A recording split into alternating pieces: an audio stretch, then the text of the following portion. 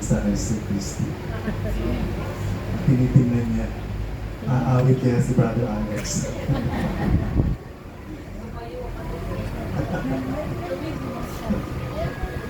Mga kapatid, tayo po ay magugulay-gulay dun sa mga awitin na ating napakinggan. Ang sarap po ano pang makinig na mga awitin.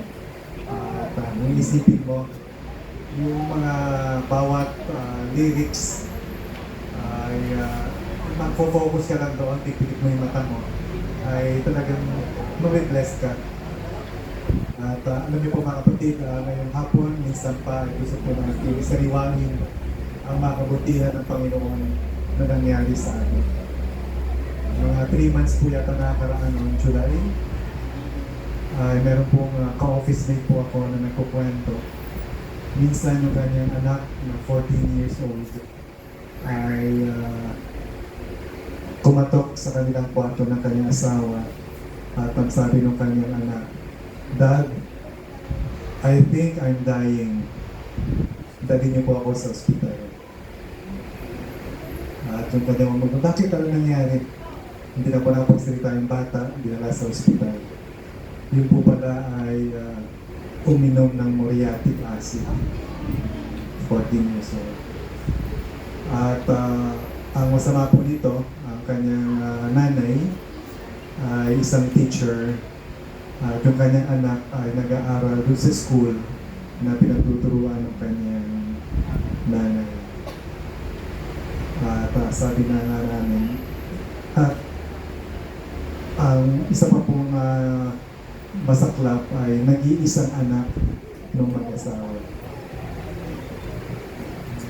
Dahil po sa barkadahan, mga kaibigan, nagde-dare sila na po about suicide. Kami po ay nag-aalala doon sa ilang araw din po na-confine sa ICU ng Lasal. 2-3 araw. Pagkatapos ng 3 araw po ay binawian ng buhay yung bata. At pagkatapos po nito, yung kanyang asawang babae ay parang sinasabi sa kanyang asawang lalaki, wala nang dahilan bakit siya ay magpapatuloy. So, ganoon lamang ang pagkaawa doon sa office mate namin na lalaki. Nawala na ng anak at narito yung kanyang asawa ay binabantayan niya rin. Bakit ko po kinakwento ito mga kapatid? Yung tayo po, somehow tayo po mga mananampalataya, may tinikilalang Diyos. Somehow meron po tayo, kumbaga sa anesthesia, may konti natotolerate natin yung mga frustrations, natotolerate natin yung mga kabiguan, yung mga disappointments. Kaya lang mayroong degree na kinakaya natin itong mga bagay na ito. At minsan, pag dumating tayo sa sitwasyon na tayo man ay nag-iisip na tila baga walang Diyos na interesado sa aking buhay. At yung ating mga sauladong teksto sa banal na kasulatan, alam natin na wala ng bisa. Kasi nga ang ating pananaw ay naka-cloud, nauulapan ng prinsipyo ng sanlibutan. Mga kapatid, isang talata po ang nais ko pong dalhin sa inyo. Madalas po natin narinig itong talatang ito. Subalit, ngayon po nais ko pong bigyan ng ibang perspektibo. Yung talata po sa Jeremiah 29:11, meron pa po bang impact sa inyo ito? Na pag ikaw'y walang-wala na, gipit na, kapag ikaw'y may sakit, na pakiramdam mo ay parang malapit ka ng mamatay, damdam mo pa ba na mayroong Diyos na may magandang plano sa buhay mo? Ayan, no? So, nais ko pong bigyan pansin po itong talata na po. At tingnan po natin, kung paano ito magiging bahagi ng ating mga buhay. Jeremiah 29:11. Babasahin ko po sa New International Version. For I know the plans I have for you, declares the Lord. Plans to prosper you and not to harm you. Plans to give you hope and a future. Alam niyo mga kapatid, ang talatang ito ay una kaming nakita, ibig sabihin, una kong narinig nung ako po ay nagtatrabaho doon sa Teresa Marble. Ano po yung Teresa Marble? Siya po yung nagmimina ng mga marble. Okay.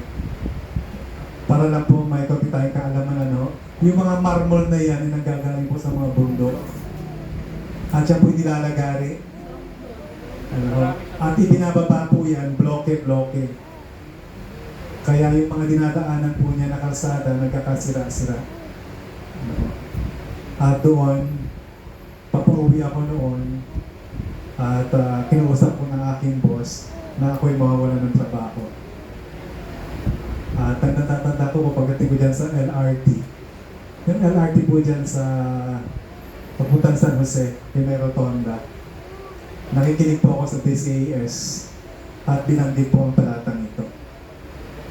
Alam niyo po mga kapatid, ang Diyos ay alam niya yung ating kalagayan at nagpapapadala siya ng mga pabalita sang-ayon sa ating pangangailangan.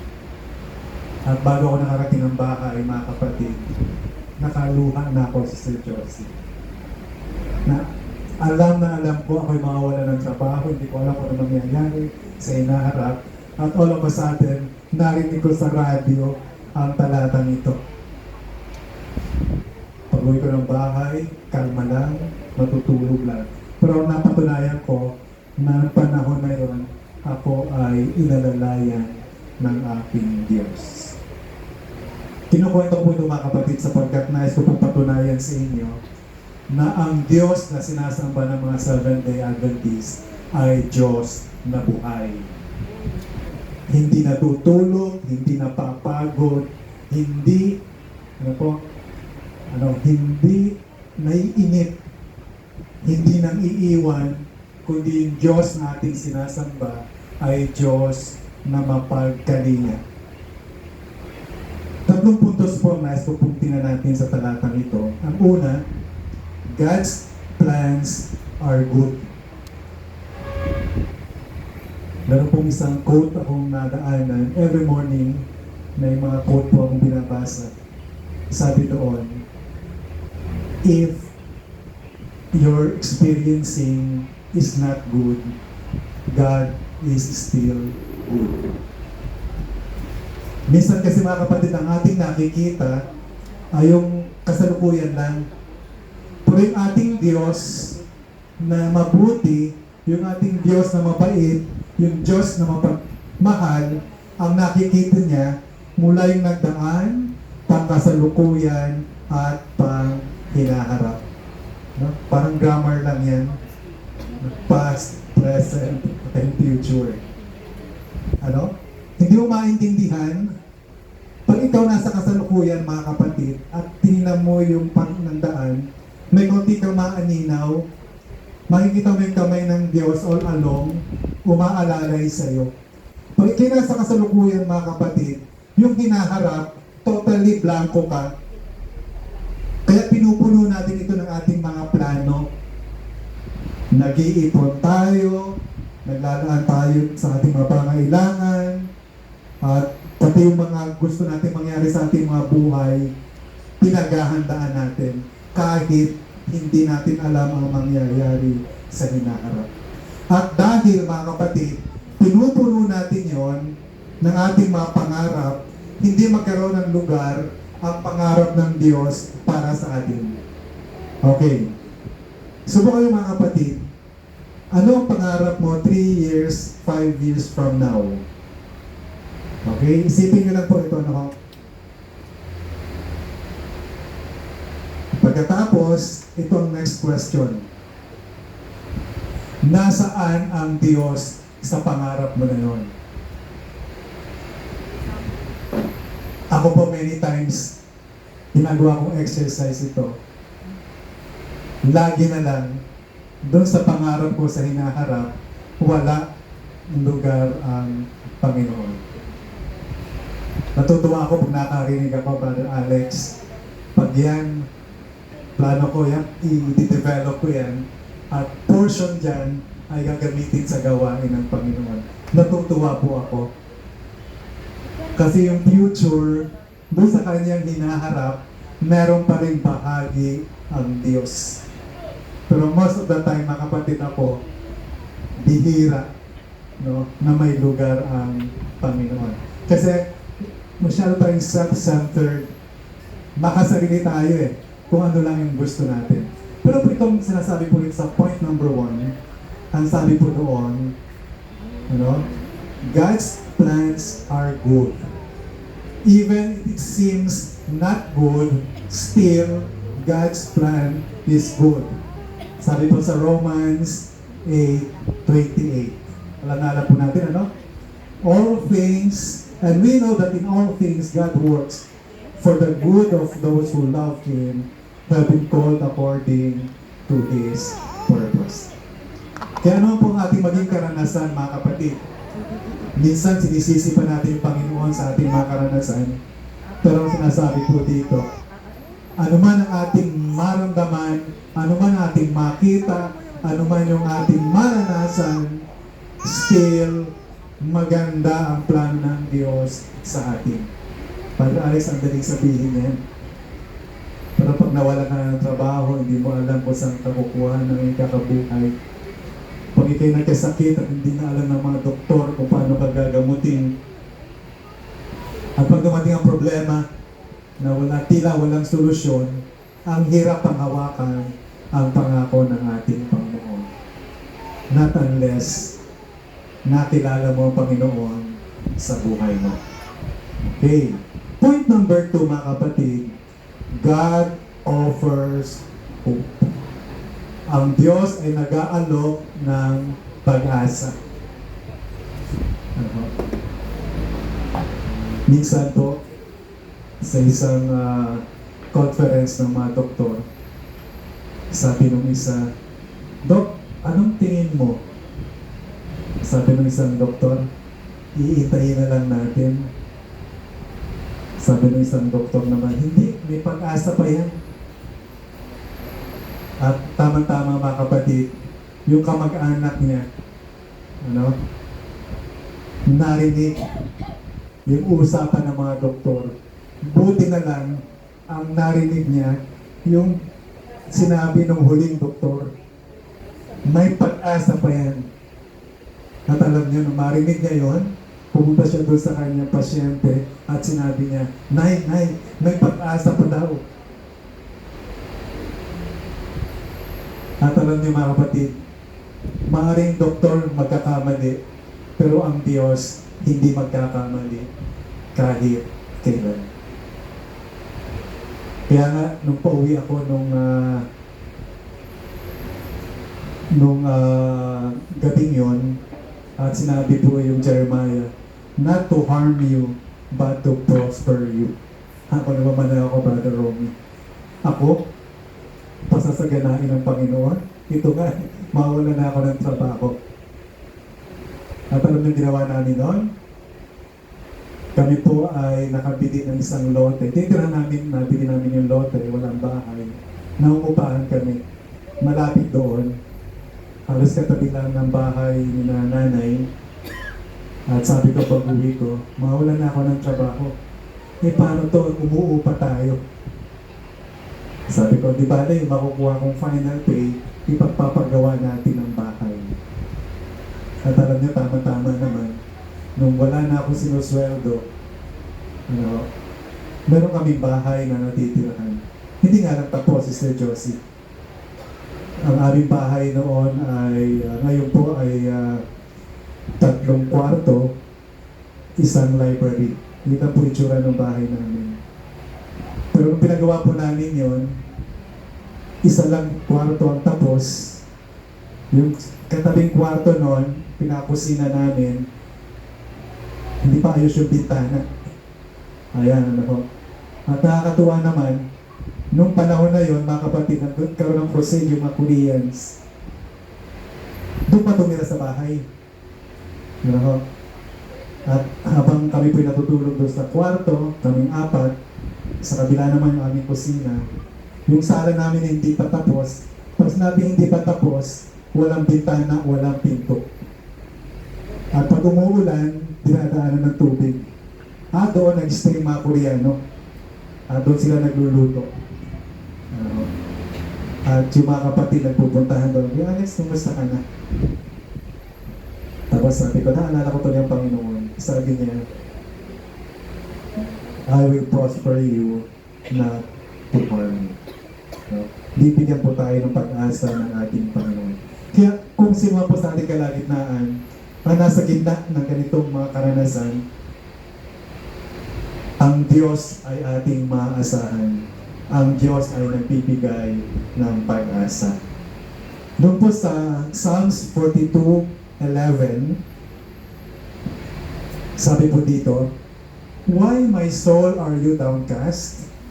Why so disturbed within me? Put your hope in God, for I will yet praise Him, my Savior and my God. Pag nasa gitna po tayo ng pagsubok, ang hirap tumawag sa Panginoon.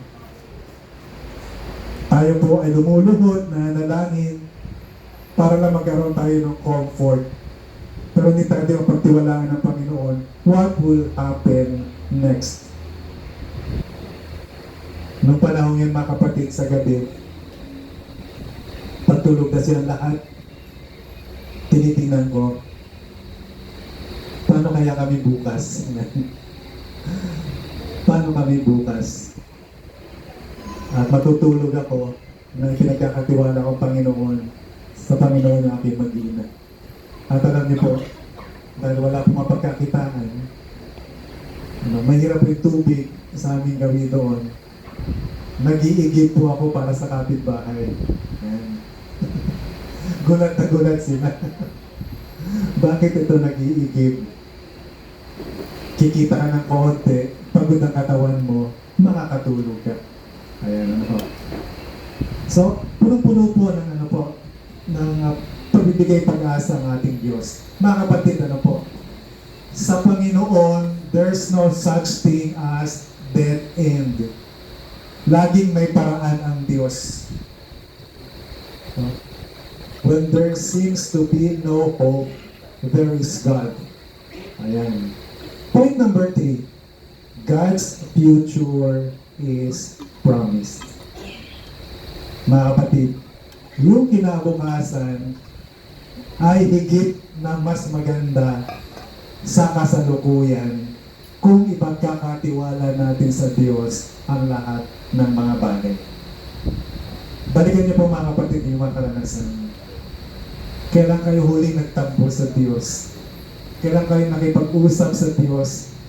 At sinasabi ninyo, Panginoon, sabi mo naman, ganito, bakit ganito? Pero after that, titingnan mo, yung kinabukasan na inilaan sa iyo ng Diyos is much, much, much better than what you have today. Isipin mo, yung mga pagtatampo mo, yung mga panghihina mo, minsan damay-damay nga yan eh. Panginoon, ayoko na magsimba kasi parang hindi naman totoo eh. Tingnan niyo po, ang kalagayan ko. Pero pag titingnan mo, all along, anak, hindi ko papahintulutan yung mga bagay na makakasama sa iyo. All things work together for good. Ang sabi po gano'n? God, okay, sa Isaiah 49:11-12. Maganda po talatang ito, ano? I will turn all my mountains into roads, and my highways will be raised up. No? Yung lahat ng bundok ay papatagin niya, gawin yung daanan. At ang sabi po dito sa talata, no? See, they will come from afar, some from the north, some from the west, some from the region of Aswan. Minsan di maunawaan, saan manggagaling yung provision ng ating Panginoon. Naalala ko tuloy ito, muling sabi nga, lesson. 1 taon at 2 buwan, mga kapatid.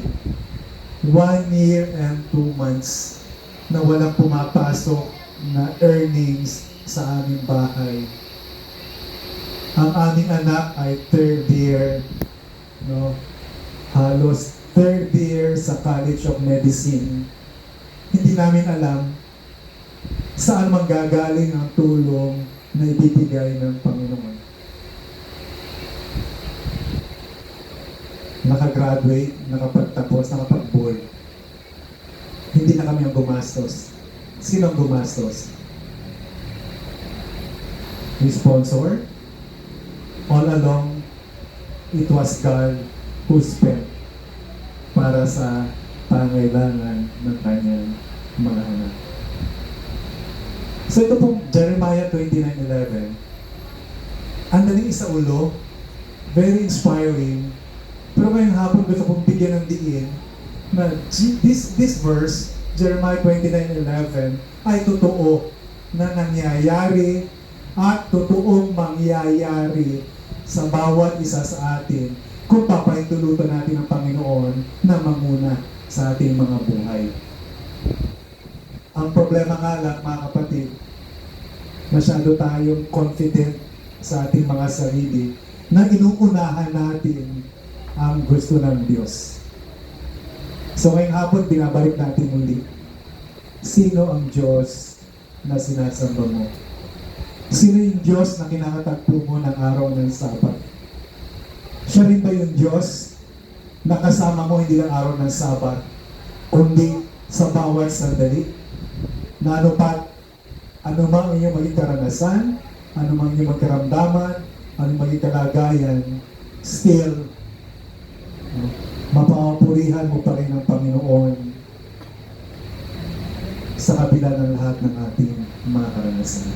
Minsan, meron po akong professor sa ang topic po namin ay about philosophy. Sa philosophy po, mga kapatid, ay ando na yung arts appreciation. Sabi gano'n. Sabi ng professor ko, alam niyo ba yung pinakamagandang babae, nakita niyo na ba? Sabi niya. Nag-isip kami, maraming sumagot. Ang natatandaan ko na sabi ng professor namin,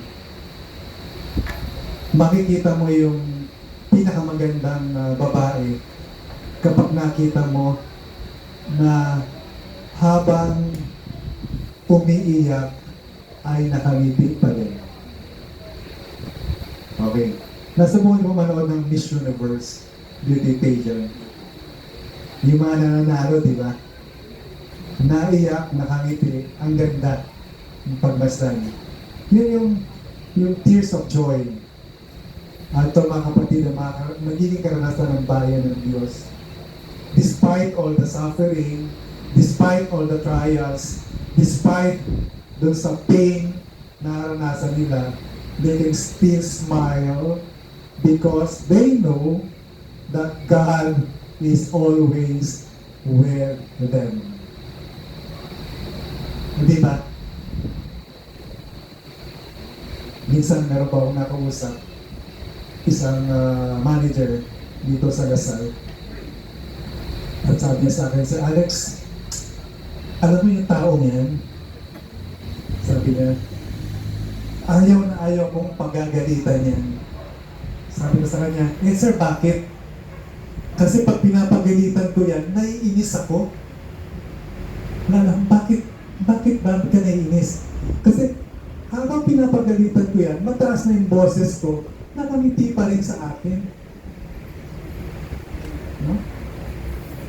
Pero sir, nakikinig naman pagtapos kong pagalitan. Pero hindi ko maatim, sabi niya, habang nagagalit ako, nakangiti lang sa akin, nakatingin sa akin. Hindi ko lang po sabihin, hindi ko masabi sa kanya na sa anak ng Diyos, sa kabila ng ating makaranasan, marami po tayong pagsubok, mga kapatid. habang tayo nasa mundong ito, marami tayong pagsubok, maraming kahirapan. Alam niyo kung bakit, mga kapatid? Tanong niyo si Sir Ami. Because our citizenship is in heaven. Hindi tayo taga-lupa, taga-langit tayo. Parang isda yan eh, na isdang alat, nilagay mo sa tabang, hindi mabubuhay. Last kwento po, mga kapatid. 16 years old ako. Nagpakasyon ako ng ilang linggo sa tiyuhin ko doon sa Naik, tabing dagat. At alam niyo po, may nahuli kaming pating na maliit, baby. Ganyan kahaba. So, ilang araw ko pong inalagaan. Yung kanyang tubig, kinukuha ko sa dagat. Tuwang-tuwa ako. Nung pauwi na ako sa bahay, syempre dala-dala ko. Hindi ko pa alam na dapat tubig alat, tubig tabang. No? Nilagay ko po doon sa tubig na tabang kasi wala nang dagat. Alam na po nangyari. Namatay. Hindi inabot ng maghapon. Ayan, ano ho. Buti na lang, mga kapatid, hindi katulad ng pating. Bagamat tayo ay taga-langit, nandito tayo sa lupa, merong Diyos na nagsustain sa atin para muli tayong makarating ulit doon sa langit. Kaya kung babalikan po natin talata nito, mga kapatid, Jeremiah 29:11. For I know my plans for you, not to harm you, but to give you hope in a future. So ngayong hapon muli sinasariwa ng Panginoon, ano man ang kalagayan mo sa mga sandaling ito, alam ko yan. At may plano ako dyan, bibigyan kita ng pag-asa, at higit sa lahat, maganda ang kinabukasan na inihahanda ko sa iyo. At sa katapos-tapusan, Jeremiah 29:11 reassures us that God has good plans for our lives, offers us hope, and secures a promised future for each of us.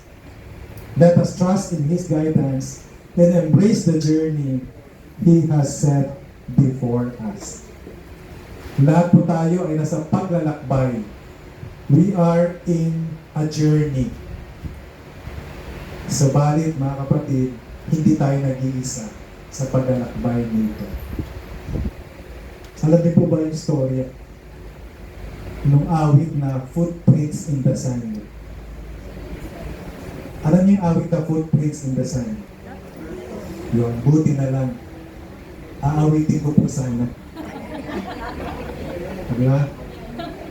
Sabi doon sa Footprints in the Sand, sabi niya, nagtataka siya. Nakikita niya yung sa sand, 2 pairs of footprint. Habang lalakad sila, kasama ko ang Panginoon. So, ba't napansin niya, during ng kanyang kabigatian, yung kanyang kalungkutan, kagipitan, bakit nag-iisa na lang yung footprint doon sa sand? Sabi ng awit, hindi ako mapangali. Tinanong ko ang Panginoon. Sabi niya, bakit mo ako iniwan? Sabi mo, lagi tayong magkasama at nakita ko doon sa footprints, 2 pairs. Pero pagdating na ng kabiguan, kagipitan, bakit isang set na lang? Bakit mo ko iniwan? Sabi niya, my child, my precious child. Nung makita mo isang pair na lang doon sa sand, that was the time that I carried you in my arms. Hindi kita iniwan, kundi karga-karga kita sa panahon ng kagipitan, sa panahon ng kabagabagan. Saan mo, mga kapatid? Ano man ang ating magiging karanasan? Karanasan ngayon, God will never leave us. Sabi po sa Hebrew 13:5, I will never leave you nor forsake you. Happy Sabbath po, mga kapatid.